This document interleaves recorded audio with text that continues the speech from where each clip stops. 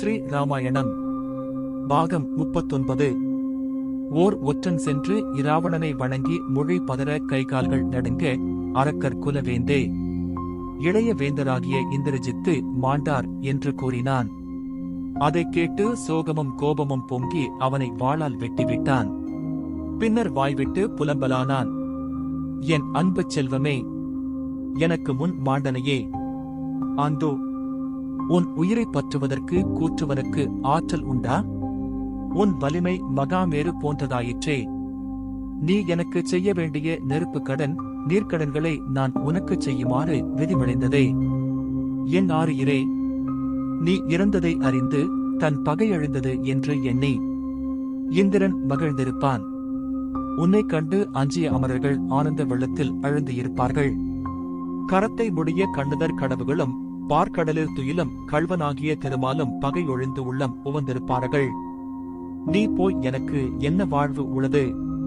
இராவணன் துன்பத்தால் துடித்து நிலத்தில் விழுவான், மீண்டும் எழுவான், தேம்பி தேம்பி அழுவான், தலையில் அடித்துக் கொள்வான், கைகளை பிசைவான், திரும்புவான், பெருமூச்சு விடுவான். அவனுடைய கண்களில் உதிர நீர் பெருகியது. 10 தலைகளும் தனித்தனியே அழுது புலம்பின. இவ்வாறு அழுத இராவணன் வெறி பிடித்தவன் போல் அங்குமிங்கும் ஓடினான்.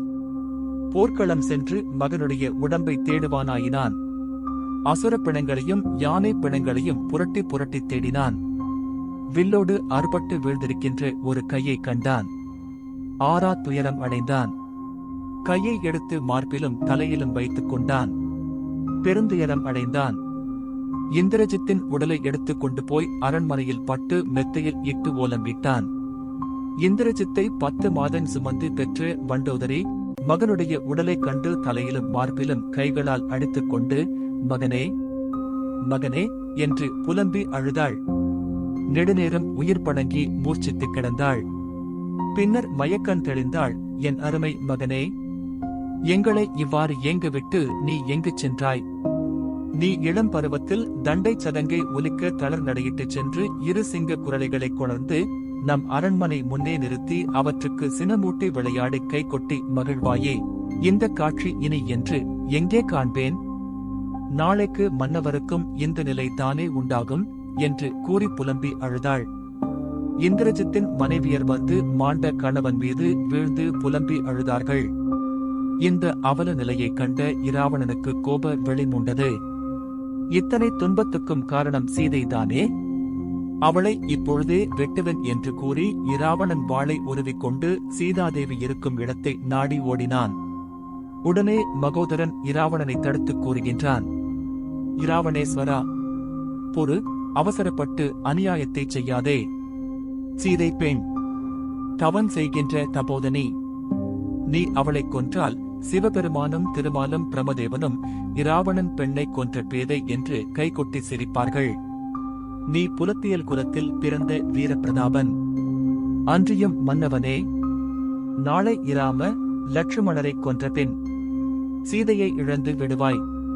ஆதலால் சாந்தமடைவாயாக என்று கூறி இராவணனை ஆறுதலடையச் செய்தான். இந்திரஜித்து உடம்பை எண்ணெய் கொப்பரையில் இட்டார்கள். இராவணனுடைய கட்டளைப்படி ஆங்காங்கு இருந்த மூலபல சேனைகள் வந்து இலங்கையில் குவிந்தன. துதுவர் இராவணனுக்கு படைகளைக் காட்டி அறிவித்தார்கள். இவர்கள் சாகத்தீவினர், இவர்கள் குசை தீவினர், இவர்கள் ஆலகால நஞ்சினில் தோன்றிய இலவத்தீவினர். கடல் போல் பெருகி காட்சியளிக்கும் 1000 வெள்ளம் சேனைகளைக் கொண்ட இந்த படையினர் கோபம் கொண்டால் தாயைக் கொன்று தின்பார்கள். பாவந்தோன்றிய காலத்தை பிறந்தவர்கள். எல்லாரும் வேர்வை துகள் படுத்துவார்கள். கருங்கடலை குடிப்பார்கள். இவர்களால் ஆகாத செயல் ஒன்றும் கிடையாது என்று படைகளின் பெருமையை கூறினார்கள். அத்தனை பேரும் மாண்டொழிந்தார்கள் என்று அருகில் உள்ளவர்கள் கூறினார்கள். வன்னி இதனை கேட்டு துணுக்குற்றான். அப்போது மாலியவான், அப்பா வன்னி, நீ மனிதர்கள் என்றும் வானரங்கள் என்றும் அலட்சியப்படுத்தாதே. அந்த இராமன் கடல் கடைந்த வாலியை ஓரம்பால் கொன்றவன். கர திருசிர துஷணாதியரை ஒரு நாழிகையில் கொன்றவன். ஒரு குரங்கு அசோகவனத்தை அழித்து இலங்கையை எரியூட்டி ஒரு சிறிய பொழுதில் சஞ்சீவி மலையை கொணர்ந்து இறந்தவரை பிழைப்பித்த பெருமையுடையது என்றான்.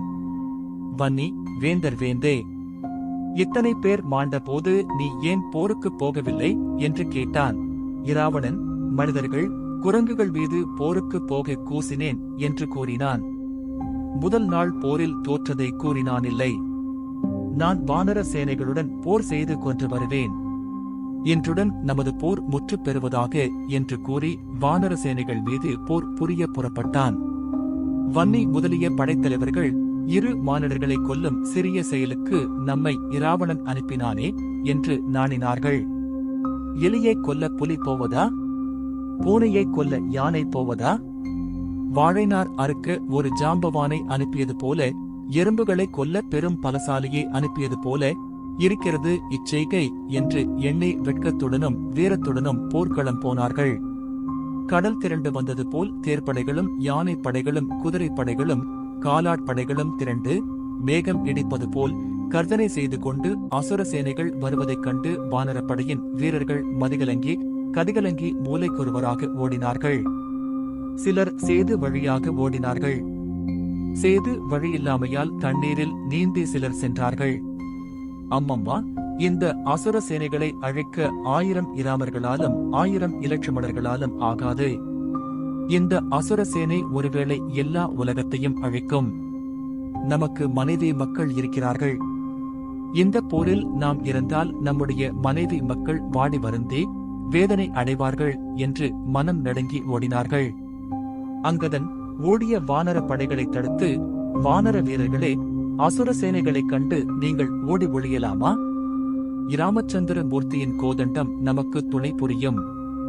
நீங்கள் போருக்கு திரும்பி வாருங்கள் என்று அழைத்தான். வானரங்கள் அங்கதனை நோக்கி, அங்கதா, உனக்கு கண்ணில்லையா? இந்த அசுர சேனைகள் ஒரு நொடிக்குள் இந்த உலகத்தை அழிக்கும் பேராற்றல் படைத்தவை. இந்திரஜித்தினால் நாம் பட்ட துயரம் போதாதா? இந்த அசுர வீரர்கள் இந்திரஜித்தை விட பேராற்றல் படைத்தவர்கள். இவர்கள் யமனையும் கொல்லும் வலிமையுடையவர்கள். இவர்களுடன் போர் புரிய இராமராலும் இலட்சுமணராலும் முடியாது, அனுமாராலும் முடியாது. நாம் உயிர் வாழ்வதற்கு மலைகளிலும் வனங்களிலும் காய்கனிகள் இருக்கின்றன. ஒளிந்து வாழ்வதற்கு குகைகளும் இருக்கின்றன. இந்த வையகத்தை இராமர் ஆண்டால் என்ன? இராவணன் ஆண்டால் என்ன? கை நடுங்கி, மெய் நடுங்கி, உள்ளம் ஒடுங்கி, உரை நடுங்கிச் சொல்லிய வானரங்களின் சொற்களை கேட்டு அங்கதன் புன்னகை பூத்தான். ஒரு புறம் நாணத்தால் நிலத்தை நோக்கி நின்றிருந்த ஜாம்பவானை பார்த்து, மதிநலம் படைத்த மாவீரனே, நீங்கள் இப்படி அசுர சேனைகளுக்கு அஞ்சலாமா? நம்மை ஆள வந்திருக்கின்றவரை மனிதன் என்று எண்ணலாமா? பரம்பொருளே மனிதனாக வந்திருக்கின்றது அல்லவா? இராமர் ஒருவரே இத்தனை பேரையும் அழைத்துக் கொள்ளுவார். நீங்கள் அஞ்ச வேண்டாம். அச்சத்தால் துஞ்ச வேண்டாம். அஞ்சாமல் இருங்கள் என்று கூறி தேற்றினார். இராமரை விட்டு அகலாமல் ஓடாமல் விடாமல் இருந்தவர்கள் சுக்ரீவன், அனுமார், அங்கதன் என்று மூவரேயாவர். விபீஷணர் இராமரை நோக்கி கூறுகின்றார், எம்பெருமானே, இந்த படைகள் மூலபல படைகள் ஆகும். 8 திசைகளிலும் நவகண்டத்திலும் பாதலத்திலும் இருந்த இராவணனுடைய சேனைகளாகும். இப்படை வீரர்கள் உலகத்தை வெல்லும் பேராற்றல் படைத்தவர்கள். விதி கிழிந்து தேவரீரை எதிர்க்க வந்துள்ளார்கள் என்று கூறினார். இராமர் தம்பியை நோக்கி, நான் மூலபல சேனைகளை அழைப்பேன, நீ வானர சேனைகளுக்கு துணையாக இரு. விபீஷணனை பாதுகாத்துக்கொள் என்று பணித்தருளி கோதண்டத்துடன் தன்னந்தனியே மூலபல சேனைகளுடன் போர் புரிவாராயினர். வானுலகில் இந்திராதி தேவர்களும் பிரமாதி அமரர்களும் போர்த்திறத்தை பார்த்து இராமருடைய தனிமை கண்டு இரக்கம் ஏதினார்கள். 1000 வெள்ளம் சேனைகளையும் இறகுவீரன் ஒரு வில்லோடு தரையில் நின்று போர் புரிந்து அழிப்பது என்பது சிந்தனைக்கு எட்டாத செயலாகும். இராமச்சந்திரமூர்த்தி தருமகுண சீலனாகும். அரக்கர்கள் அதர்மத்தின் வடிவங்கள். அதர்மம் மலை போல் இருந்தாலும் அறமை வெல்லும், மரம் தோற்கும். கோதண்டம் வெற்றி அடைக என்று வாழ்த்தினார்கள். வானுலகில் இருந்து மகா புனிதமுடைய முனிவர்கள் இராம பிரானுக்கு வெற்றி உண்டாவதாக என்று வேத மந்திரங்களை கூறி வாழ்த்தியருளினார்கள். இராமர் வில்லை வளைத்து நாணோசையை உண்டாக்கி வீர மூர்த்தியாக அரக்கர் முன்னே நின்றார். இராமருடைய தோற்றத்தைக் கண்டு அரக்கர்கள், இச்சிறுவனா நம்மை கொல்லப் போகிறான்? மலையை சிறு ஊசியினால் பெயர்த்து எடுக்க முடியுமா என்று கூறி 1000 பானங்களை இராமர் மீது எறிந்தார்கள். இராமர் எடுக்கும் போது 1, வில்லில் தொடுக்கும் போது 1000, நடக்கும் போது 1,00,000, தாக்கும் போது கோடி என பெருகும் பானங்களை அபிமந்திரித்து 1000 கோடியாக அரக்கர் மேல் விடுத்தார். மழை போல் பொழிகின்ற அஸ்திரங்களால் யானை படைகளும் குதிரை படைகளும் தரைப்படைகளும் தேர்ப்படைகளும் தலையறிந்து நிலத்தில் உருண்டு மாய்ந்தன. இராமர் சக்கரம் போல் சுழன்று திருவடி நிலத்தில் படாமல் தாவி பான மழையைச் சொரிந்தார். ஒவ்வொரு அரக்கன் முன்னும் இராமர் நின்று போர் புரிந்தார். ஒவ்வொருவரும் இராமன் என் எதிரில் நிற்கின்றார் என்று கண்ட இடங்களில் எல்லாம் இராமரை கண்டார்கள். இராமர் போர்க்களத்தில் பல கோடி இராமர்களாக காட்சியளித்தார். 1000 அசுர வீரர்கள் அணிவகுத்து நின்றார்கள். 1000 வீரர்களுக்கு அப்பால் நிற்கும் ஒரு வீரன் முன்னே நிற்கும் வீரனைக் கண்டு சற்றே விலகு என்று கூறுவான்.